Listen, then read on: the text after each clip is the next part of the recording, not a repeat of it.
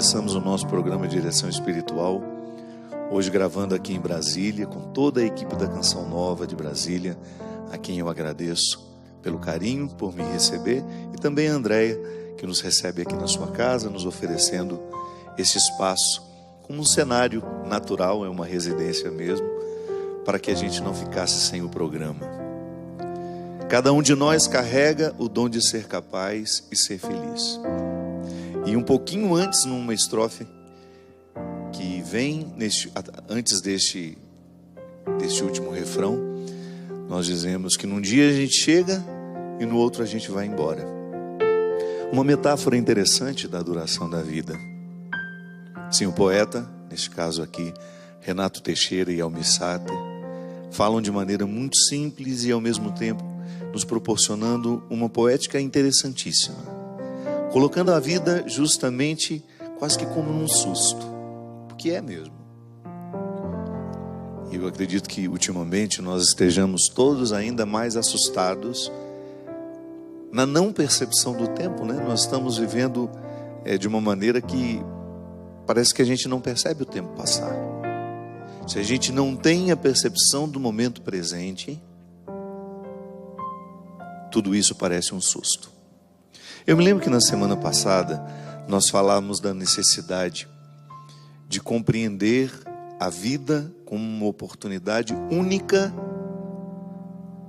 irrepetível, e nós falávamos do quanto nós somos pouco experientes em perceber o nosso cotidiano. Ainda essa semana lá no Twitter, uma pessoa que eu admiro muito, ela é psicoterapeuta, ela escreveu assim que, claro, eu não vou repetir da maneira como ela falou, porque não me recordo exatamente como foram as palavras, mas toda sexta-feira nós temos uma enxurrada de vídeos no WhatsApp, de mensagens dizendo assim, sextou. E ela fez uma reflexão interessante sobre isso. Ela viu um pouquinho os avessos. Claro, muita gente pode mandar só por uma graça mesmo, mas a expressão sextou, na maneira como ela é colocada nas redes sociais, dá-nos uma impressão de que a gente só suporta a semana, que nós ficamos loucos para viver o fim de semana como se ele fosse maravilhoso, espetacular, diferente de tudo aquilo que a gente experimenta ao longo da semana. E há uma tristeza mesmo nisso, né? Se você for pensar que a gente vive a segunda, a terça, a quarta, a quinta, a sexta também, como se fosse um peso, um fardo a ser levado, e que somente no momento em que nós iniciamos o fim de semana é que a gente tem algum alento. Aí eu até respondi para ela que talvez o problema esteja em nós não percebermos o valor dos processos. Sim, porque tudo aquilo que eu faço na minha vida é processual. É processual porque são fatos que estão alinhavados por um objetivo. Processo é isso. É tudo aquilo que está alinhavado, que tem coerência, que tem argumentos, e que depois, quando você olha para ele, é um todo. Não é apenas um detalhe, não, é um todo. O processo, ele vai observar todas as fases daquilo que está sendo analisado. E na nossa vida, minha gente, se nós não tivermos a sabedoria necessária, nós vamos viver a vida sempre esquecendo de que ela é processual, querendo apenas o resultado das coisas. E não é assim. Se eu não me alegrar no processo, a felicidade não será possível para mim. Jung, que foi um grande seguidor de Freud, que depois criou uma forma muito única de ver a psique humana, ele dizia justamente que o ser humano ele fica vivo à medida em que ele é alimentado por um desejo. Se a gente não deseja, se a gente para de desejar, a gente aos poucos vai morrendo. Sim, porque para ele o desejo é um elan vital que nos mantém vivos. É aquele movimento interior que faz com que a gente tenha disposição de acordar todos os dias, de ir trabalhar, de ir viver, de fazer o que a gente precisa fazer, porque um desejo nos alimenta. Jung dizia que quando nós vivemos a satisfação do desejo, pode haver até uma certa frustração. Aí a gente vai descobrir que o melhor do desejo era construí-lo, e nem tanto a sua realização. É daí que nasce aquele ditado popular que o melhor da festa é esperar por ela. Sim, a experiência de você cultivar um desejo, e você pode chamar de outra coisa, pode falar de outra forma isso. Viktor Frankl chamava de sentido da vida. Quando você mantém vivo o sentido das coisas, da existência, daquilo que te faz ser quem você é, você começa a saborear o processo, que não é só um resultado do sentido da vida, não. O sentido da vida pode até me levar a alguns resultados, mas nem sempre eu tenho resultados daquilo que eu faço. Mas eu preciso descobrir uma satisfação ali naquilo que eu faço. É o preparar. É igual o significado da palavra esperança. A esperança não é um conceito estagnado, pronto. Não, porque eu espero, eu digo, eu estou esperando.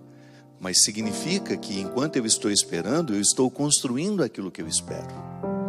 Também aí você tem uma dimensão processual. Você não está de mãos cruzadas, braços cruzados, esperando por aquilo que você quer que aconteça. É por isso que na esperança cristã é uma esperança operante. Um conceito que a gente pega de um filósofo não, teólogo, protestante inclusive, Moltmann, dizia de maneira sofisticada que a esperança cristã, ela é operante. Isto é, eu opero enquanto espero. Eu faço, eu construo aquilo que eu estou esperando. Essa é a esperança cristã em relação à eternidade. Às vezes muitas pessoas têm uma certa ansiedade, em relação à eternidade. E eu compreendo, nós que somos ocidentais, nós temos uma dificuldade muito grande de lidar com a eternidade, porque nós ocidentais somos muito racionais. Na semana passada eu falava da monja Regina, que é uma hinduísta. E chegou um momento de algumas explicações que ela estava nos dando, e eu percebi que ela ia ficando assim, como que sem graça diante de nós. Aí ela parava e falava, mas isso não dá para explicar. Sim, porque embora ela seja ocidental, ela está vivendo uma religião que tem uma filosofia oriental muito baseada numa capacidade que eles têm de não precisar perguntar racionalmente sobre tudo. Eles convivem bem com a pergunta. Eles não têm tanta necessidade da resposta. E às vezes a fé parece até ingênua. Mas nós que somos ocidentais, com essa necessidade de racionalizar tudo, nós muitas vezes olhamos para a eternidade e queremos entendê-la. E às vezes eu, como padre, vivo o constrangimento de ter de falar sobre isso de forma racional, quando na verdade a eternidade não cabe nos nossos conceitos racionais. Aí a pessoa me pergunta, padre, como é que é depois que a gente morre? Primeiro, eu não morri também, não sei, estou na mesma situação que você. Aí a minha fé, eu como cristão, eu sou levado a acreditar que a eternidade será o meu encontro definitivo com Deus. Isso pode significar tanta coisa, mas não dá para racionalizar isso. Porque se eu tentar racionalizar, há pessoas que têm necessidade de imaginar o céu igual uma cidade, com ruas, com casas, onde moram os melhores, onde moram os piores. Há pessoas que têm necessidade imensa de pensar o céu como se fosse um lugar igual aqui. Sim, se eu estou falando de eternidade, naturalmente eu preciso esquecer o tempo e o espaço, que são categorias humanas, terrenas. O tempo, esse que a gente olha no relógio. O espaço, essa localização, onde fica essa casa, onde fica a outra casa, onde está essa cidade. Você pega um mapa e você identifica as cidades, os países, os estados. Bem, se eu quiser compreender a eternidade a partir dos conceitos racionais e daquilo que racionalmente eu posso falar, eu vou ficar com uma visão muito mesquinha da eternidade. É por isso que Moltmann dizia que o conceito de esperança é a forma mais justa e honesta que nós temos de pensar a eternidade. A partir dele, eu espero, mas o que eu espero? Não sei. Será uma surpresa. Mas enquanto eu espero, eu preparo, porque a esperança é operante. Tá, mas como é que eu preparo? Vivendo bem. É vivendo bem que nós preparamos a eternidade. Pare de ficar com essa ansiedade, de ficar querendo saber como será depois da morte. Ocupe-se da vida, é a única maneira que você tem de preparar a morte. É a maneira mais justa, mais honesta que você tem de olhar para a sua eternidade, para aquilo que lhe espera, é vivendo bem o momento presente. Por isso que nós não podemos compreender uma religião que nos faz ter desprezo pelo tempo e pelo espaço. Durante muito tempo, vigoraram algumas espiritualidades que ensinavam as pessoas a ter desprezo pelo mundo. Não faz sentido, minha gente.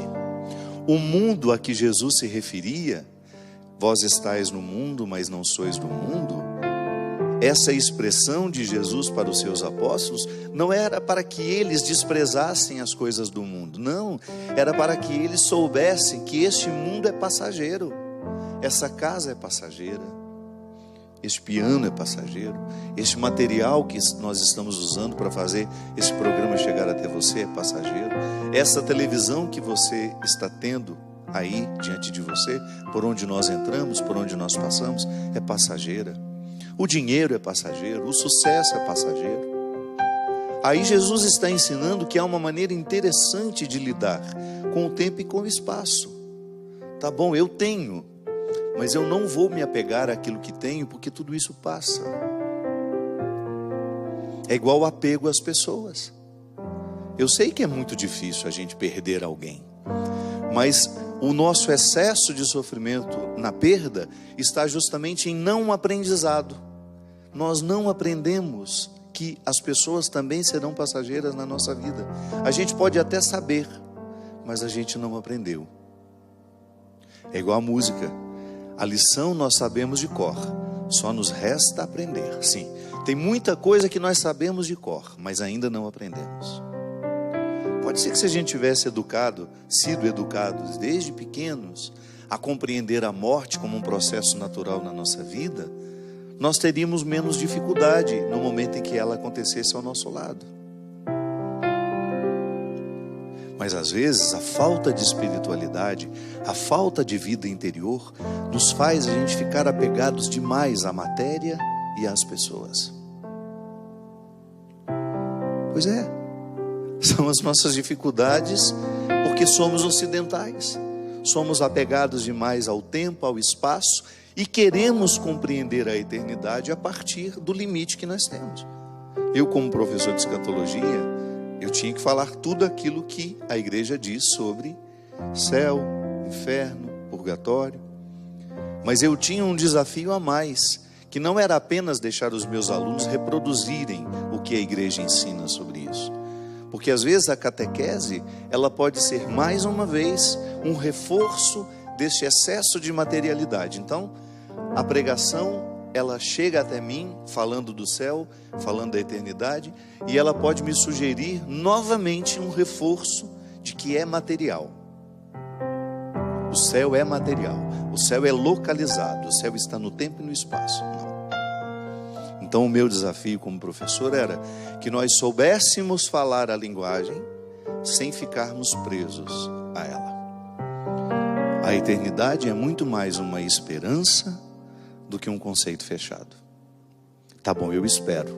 Mas o que eu espero? Não sei. Mas eu vivo bem para esperar. E aliás, a melhor maneira de preparar a eternidade é vivendo bem. Não há outro jeito. Se eu estou atento aos processos que me cercam, a minha vida profissional, a minha vida afetiva E aí você pode desdobrar-se naquilo que você faz, em tudo aquilo que você tem, nas suas demandas do dia a dia. Se você se propõe a viver bem tudo aquilo que você faz, e o que é viver bem, minha gente?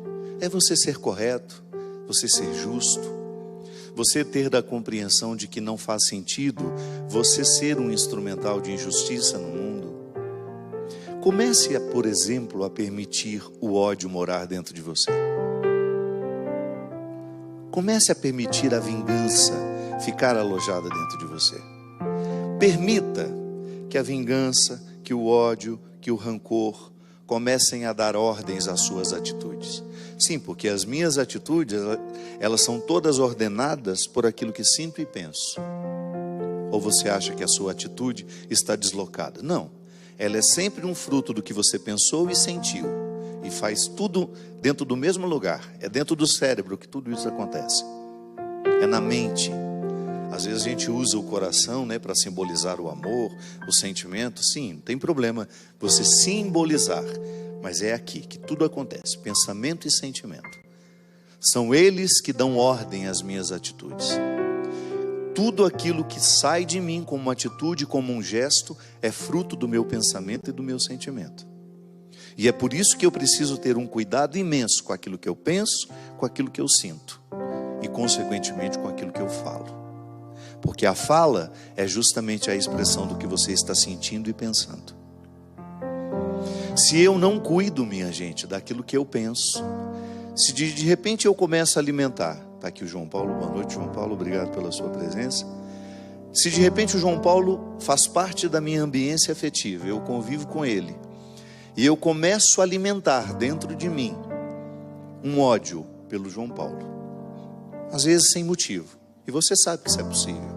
Às vezes você pega a implicância de uma pessoa, pega a birra dela, você não sabe exatamente porquê, você não buscou os motivos dessa implicância, dessa dificuldade com aquela pessoa, e você começa a alimentar um sentimento ruim em relação a João Paulo.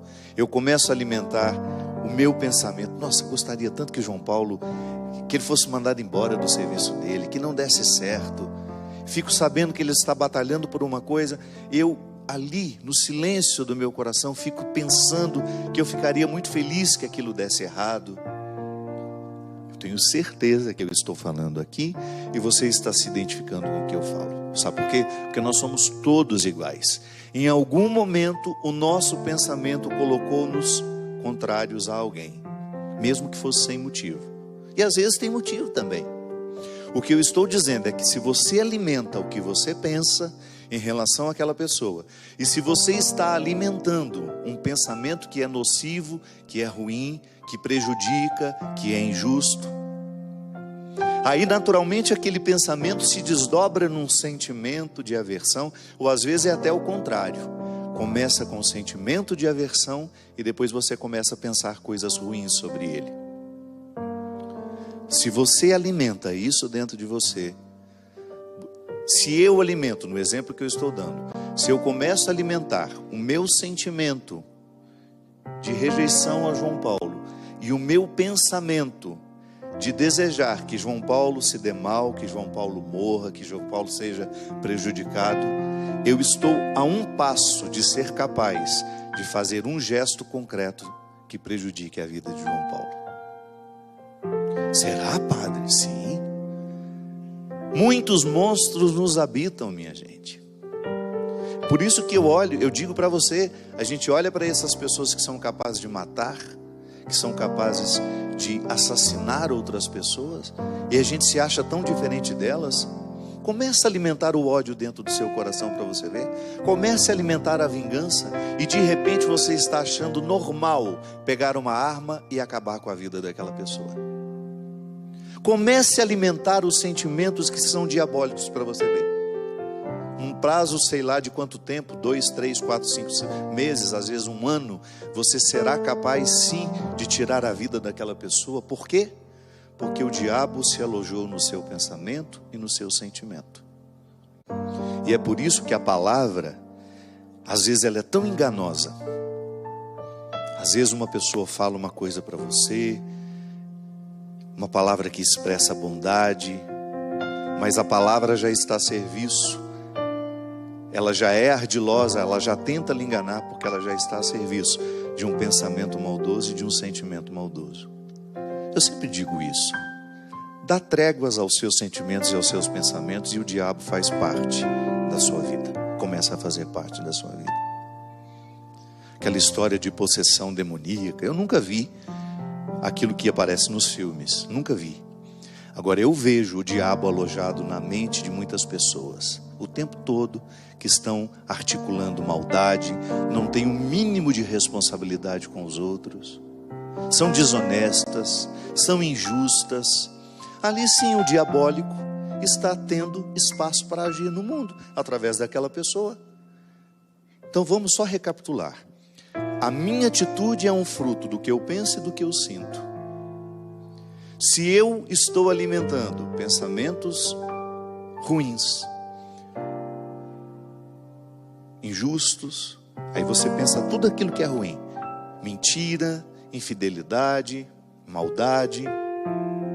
Se o meu pensamento está nutrindo isso dentro de mim, ele está então julgando sentimentos também ruins, que vai me colocar numa oposição, que vão me colocar numa oposição em relação às outras pessoas. E sem perceber eu me torno um instrumento do mal. Volto a dizer, estou falando aqui e você está pensando. Claro, é bom assim. O programa só tem sentido se ele nos faz pensar. Eu tenho certeza que você já identificou isso em você, ou então naquela pessoa maldosa lá do seu trabalho, que está sempre articulando contra outras pessoas, ou aquela pessoa que se tornou uma habitação da desonestidade. Ela é capaz de qualquer coisa para manter os seus interesses. Ela é capaz de passar por cima do outro. Ela é capaz de causar um prejuízo e nem fica preocupado. Dá o calote aqui, dá um calote ali. Engana um aqui, engana um outro ali. Isso é possessão demoníaca. Porque nós não nascemos para isso.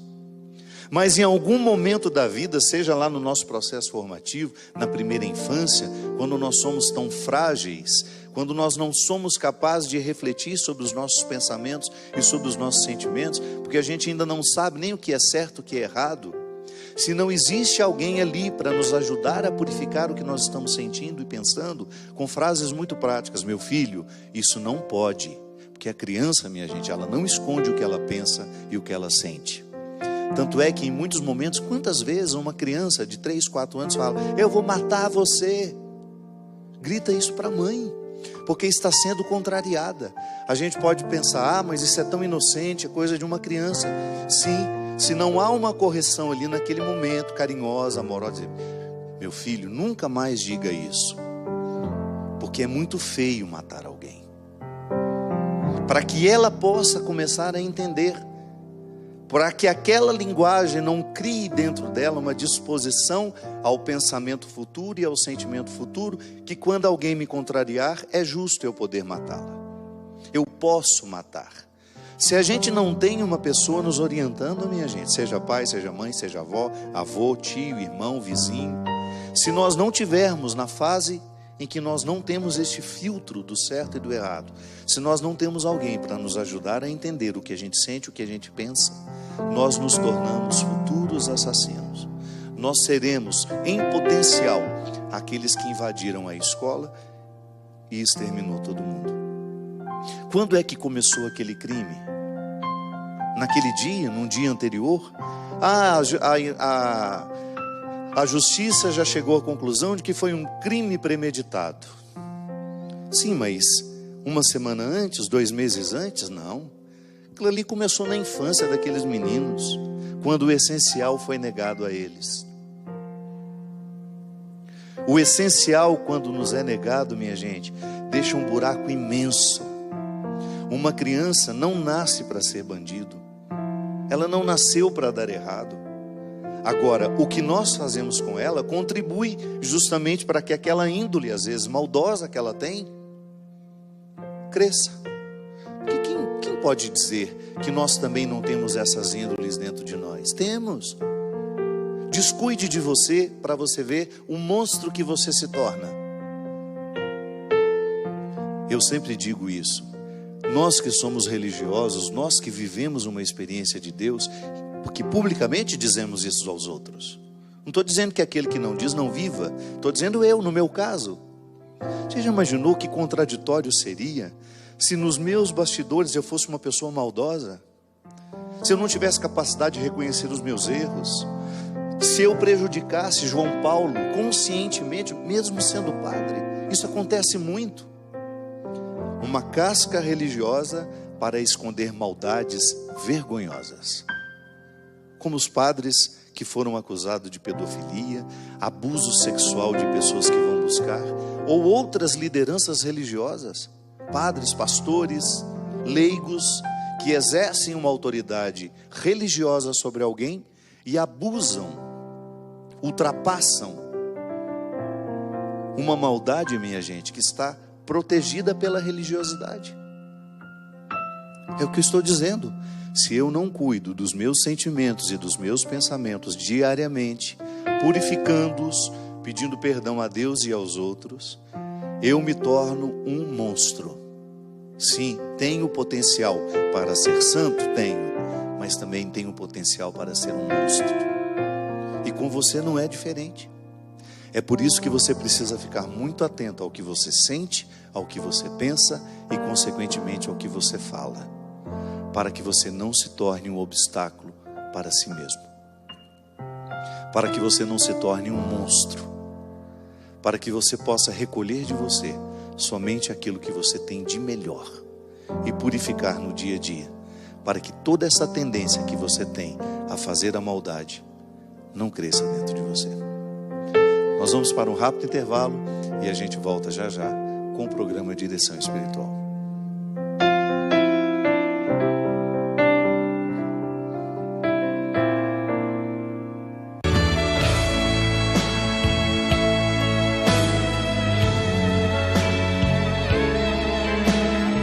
Aqui no nosso santuário nós temos esse mosaico que representa toda a espiritualidade do santuário.